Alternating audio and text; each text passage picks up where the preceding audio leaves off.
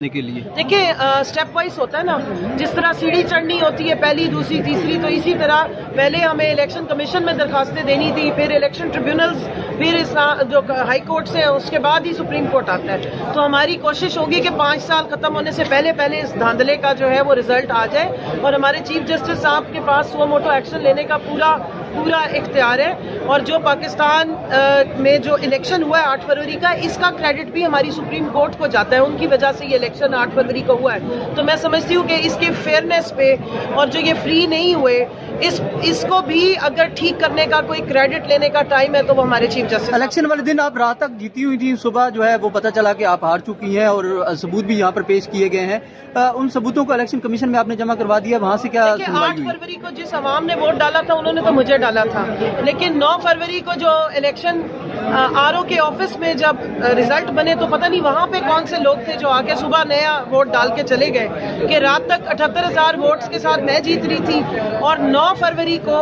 RO के office में जाके वो शख्स जीत गया जो अपने घर की चारों पोलिंग स्टेशन से हारा हुआ है। अपने घर कुछ शरीफ के चारों पोलिंग स्टेशन से वो तीसरे नंबर पे तशरीफ ला रहे थे। और इंटरेस्टिंग बात आपको बताऊं कि 2 बजे से लेके 8 फरवरी को 2 बजे से लेके शाम 5 बजे तक हमने कम से कम 5 पोलिंग स्टेशन के ऊपर रिटर्न दरखास्तें दी, डायरी ली।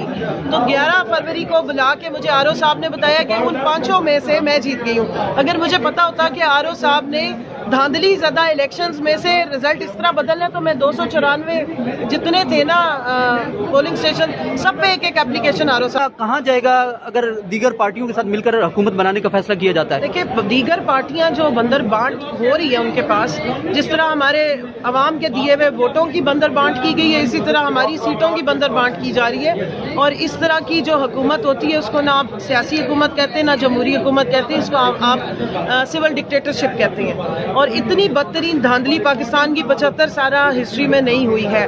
तो बाकी जहाँ तक बयानिए की बात है, हम अपने बयानिए पे स्टैंड ले रहे हैं और दीगर सियासी जमातों में मेरे इल्म के मुताबिक पीपल्स पार्टी का जिक्र नहीं किया गया है। दूसरी जमातें जो पीडीएम के साथ उस वक्त शामिल नहीं थी उनकी बात की जा रही है। तो इंशाल्लाह हम अपने सियासी नज़रिए पे भी स्टैंड लेते हैं और अपने सियासी नज़रिए पे भी खड़े हैं। अगर यही करना होता तो फिर इमरान खान को जेल में बैठ के इतनी तकलीफ़ें और उनकी जो बुशरा बीबी को जिस तरीके से रखा गया है, नाजायज़ तरीके से उनको नज़र बंद किया गया है और उन पे जिस तरीके के जुल्म और सितम ढाए जा रहे हैं, ये भी हमें काबिल कबूल नहीं। ये सारी बातें, ये सारी तकलीफ़ें वो इसी जमहूरियत के लिए कुर्बानी दे रहे हैं और नो डील और नो मुकमुका की सियासत पे बिलीव करते हुए दस्तक देना पड़ा। क्यों?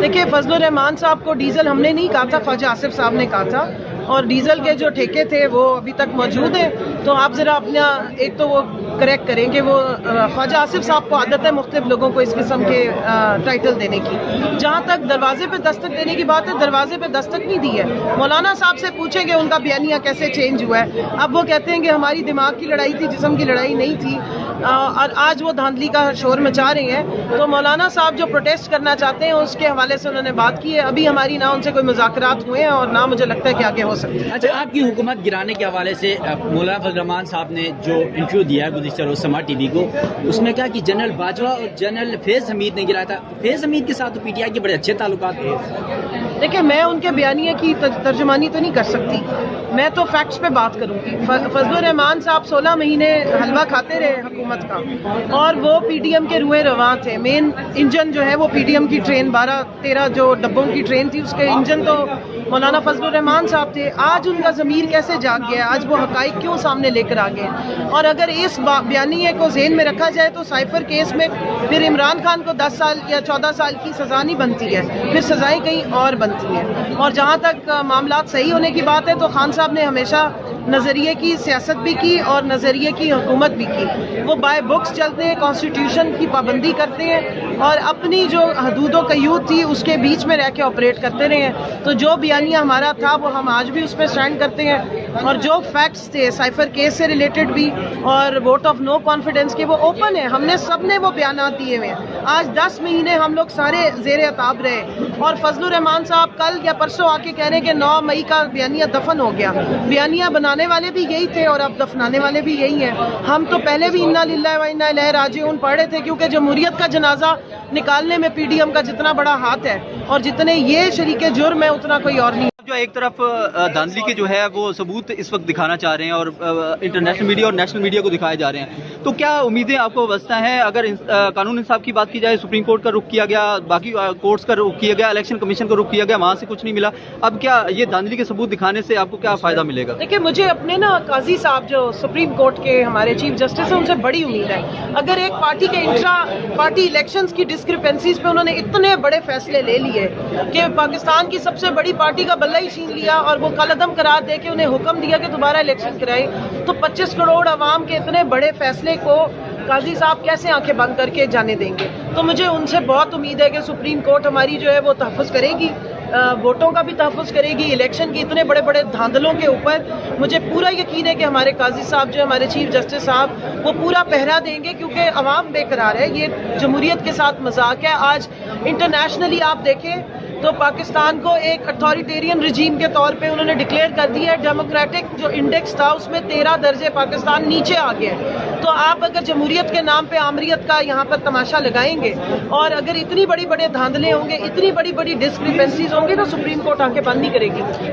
मैं तो आपको माजी अभी देख लें ना, इंट्रा पार्टी इलेक्शन पीटीआई का अंदरूनी मामला था, उस पर अगर हमारे चीफ जस्टिस साहब ने और सुप्रीम कोर्ट ने कोई कंसेशन नहीं दिया, तो इतने बड़े पाकिस्तान के नेशनल इलेक्शंस में इतने बड़े बड़े धांधलों पे मुझे पूरा यकीन है कि वो पाकिस्तानियों के अरमान आंखों से बहने नहीं देंगे। और देखिए, हम तो पूरी कोशिश कर रहे हैं कि उनके साथ जो जुल्म सितम और ये जो अगवा बराए बयान और अगवा बराए जो दूसरी साइड पे ले जाने वाला है वो ख़त्म हो जाए। लेकिन आप लोग भी तो इस चीज़ को खुलेआम देखें ना कि एक पार्टी के नशिस्त पे जीता हुआ उम्मीदवार है, उसको पुलिस किस खुशी में उठा रही है? एक जीते हुए उम्मीदवार को पुलिस क्यों उठाती है और अगवा क्यों करती है और फिर उसके बाद उसका बयान क्यों आता है? इस पे हमारे मीडिया की क्या पल्स है? इस पे हमारे मुक्तदर जो हल्के है या हमारी जुडिशरी है वो किस बात का इंतजार करी है? खुलेआम यहाँ पर जो होता रहा है 10 महीनों में, वो मैं क्या बयान करूँ? हम तो खुद तकलीफें बर्दाश्त करके बैठे हैं। किस बात पे हमें सजाएं मिली हैं? मुल्क से मोहब्बत करने पे, जमहूरियत पे साबित कदम रहने पे, आइन और कानून की पाबंदी करने पे,